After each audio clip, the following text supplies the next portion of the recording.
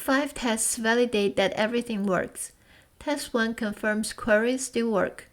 The action permissions shouldn't break read-only behavior.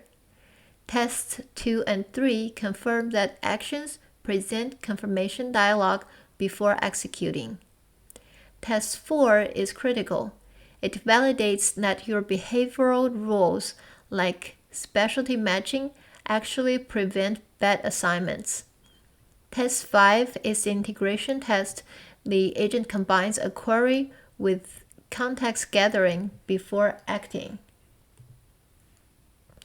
Agent debugging is different from code debugging because you can't read the agent's internal logic.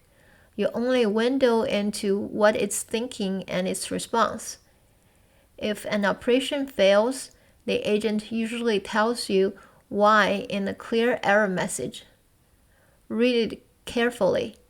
The message often points directly to the problem.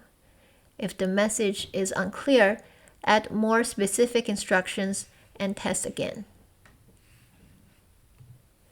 Safety is not something you add at the end. It's baked in from the start.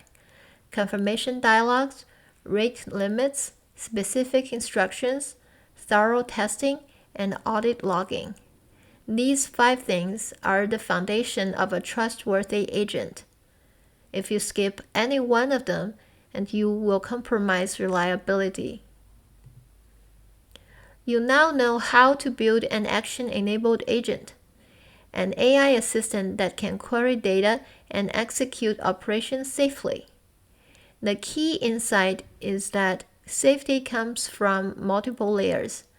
Technical layers like confirmations and rate limits, and behavioral layers like clear instructions.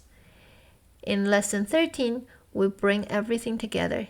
AIP logic for auto-classification, automate for event-driven triggers, and the agent embedded in your workshop dashboard.